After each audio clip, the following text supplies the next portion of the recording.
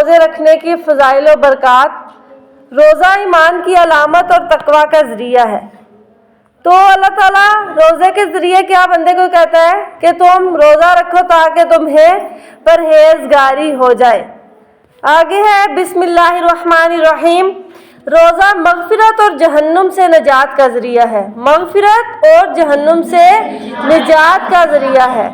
حدیث مبارکہ میں ہے، حضرت ابو ہریرہ رضی اللہ تعالیٰ عنہ سے روایت ہے کہ نبی صلی اللہ علیہ وآلہ وسلم نے فرمایا، جو شخص ایمان اور ثواب کی نیت سے روزے رکھے، کس چیز کے؟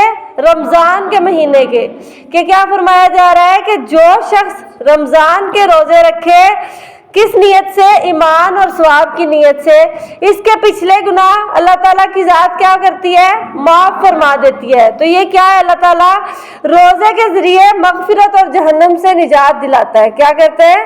رب تعالیٰ کی ذات انسان کو جہنم سے نکال کر جنت میں داخل کر دیتی ہے اور اپنے عذاب سے نجات دیتی ہے۔ تو کیا ہے کہ نبی کریم صلی اللہ علیہ وسلم نے کیا فرمایا؟ جو شخص ایمان اور ثواب کی نیت سے رمضان کے روزے رکھے تو اللہ تعالیٰ اس کے گناہوں کو جو پچھلے اس نے کر لیے ان کو معاف فرما کر اسے کیا ہے؟ جنت میں داخل فرما دیتا ہے۔ اس کے بعد ہے روزہ دار کے لیے جنت میں خاص دروازہ۔ روزہ دار کے لیے جنت میں خاص دروازہ۔ نبی کریم صلی اللہ علیہ وآلہ وسلم نے فرمایا، جنت میں ایک دروازہ ہے جسے ریان کہا جاتا ہے، اس میں صرف روزے دار داخل ہوں گے۔ کون سا دروازہ ہے؟ ریان۔ کون سا؟ ریان۔ اور اس میں کون لوگ داخل ہوں گے؟ روزہ دار۔ خاص روزہ دار۔ اس کے بعد تیسری حدیث میں نبی کریم صلی اللہ علیہ وسلم نے فرمایا، روزہ دار کے لیے اللہ کی خاص رحمت ہے۔ روزہ دار کے لیے اللہ کی خاص رحمت ہے۔ نبی صلی اللہ علیہ وآلہ وسلم نے فرمایا، روزہ دار کے لیے دو خوشیاں ہیں، ایک افطار کے وقت اور دوسری اپنے رب سے ملاقات کے وقت۔ اب اللہ تعالیٰ کی ذات قیامت والے دن سب کو اپنے دیدار سے مشرف فرمائے گی، یعنی رب تعالیٰ کی ذات اس دن کسی بھی پردے میں نہیں ہوگی۔ اب ہم لوگ دنیا پہ ہیں، ہمیں رب تعالیٰ کی ذات پردوں میں نظر آتی ہے، ہمیں واضح نظر تو نہیں آتی۔ ہمارا پھر بھی ایمان ہے، کامل یقین ہے کہ ہمارا رب کون ہے؟ اللہ تعالیٰ وہی ہر چیز پر قادر ہے۔ تو یہ مومن کے لیے آخرت میں کیا ہے؟ اللہ تعالیٰ کی طرف سے کیا تحفہ ہے کہ رب تعالیٰ قیامت والے دن اپنے مومن مسلمان بندوں کو کیا ہے؟ اپنا دیدار کروائے گا۔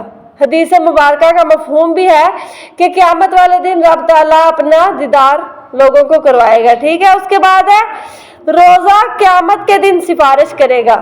ایک تو قرآن پاک سفارش کرے گا نا، اور دوسری بات کہ جب ہم رات کو نماز پڑھتے ہیں عشاء کی، تو عشاء کی نماز کے بعد اپنا معمول بنا لو، روٹین میں شامل کرو کہ جب ہم عشاء کی نماز ادا کریں تو ساتھ ہی کیا کریں؟ عشاء کی نماز پڑھنے کے فوراً بعد سورۃ ملک قرآن پاک کی سورت ہے، تو ہمیں کیا کرنا چاہیے کہ اس سورت مبارکہ کو پڑھنا چاہیے۔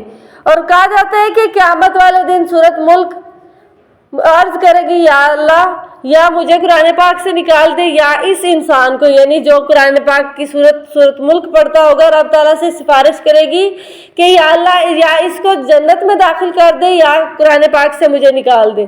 تو یہ کیا ہے کہ ہم اگر چھوٹے چھوٹے عمل کریں گے، قرآن پاک پڑھیں، حدیث پڑھیں، ایسے عمل کریں جو ہمارے لیے آخرت میں نجات کا باعث ہو، تو انسان بہت کچھ حاصل کر سکتا ہے۔ تو کیا ہے کہ رسول اللہ صلی اللہ علیہ وآلہ وسلم نے فرمایا، روزہ اور قرآن قیامت کے دن بندے کی سفارش کریں گے۔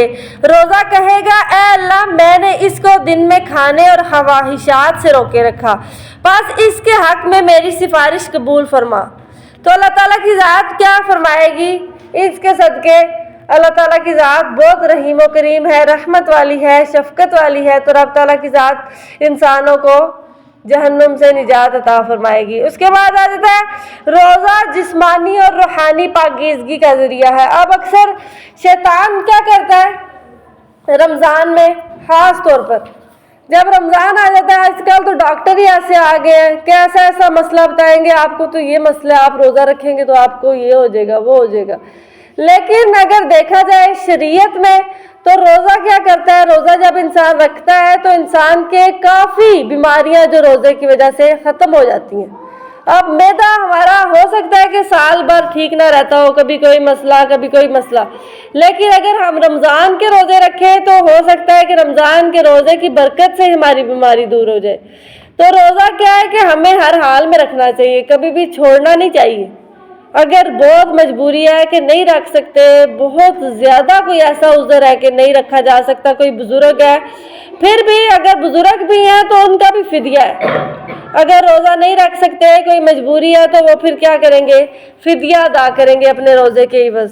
तो रोज़ा क्या है, ज़रूरी है। और रोज़ा वैसे भी बीमारियों से भी निजात दिलाता है और रब ताला के ख़ास फजलो करम का हामी भी होता है कि अल्लाह ताला, आगे भी आपको मैंने हदीस मुबारक बताई है कि रब ताला की ज़ात रोज़े के लिए क्या फरमाती है रोज़े के बारे में कि इंसान इब्ने आदम क्या करता है, जो भी काम करता है वो सिर्फ अपनी ज़ात के लिए करता है। किसके लिए करता है, अपनी ज़ात के लिए। लेकिन जो रोज़ा है, ख़ास तौर पर रोज़ा, वो किसके लिए किया जाता है, अल्लाह ताला के लिए रखा जाता है। इंसान गुनाहों से और खाने पीने से बाज रहता है, किसके लिए, रब ताला की ज़ात के लिए, कि अल्लाह ताला ने हम पे रोज़े फ़र्ज किए हैं, हमें इससे तकवा हासिल होगा। तो इंसान क्या करता है, रोज़ा रब ताला की रज़ा के लिए रखता है। फिर अल्लाह ताला क्या फरमाता है कि जब इंसान रोज़ा रखता है तो फिर अजर भी कौन देता है, अजर भी देने वाला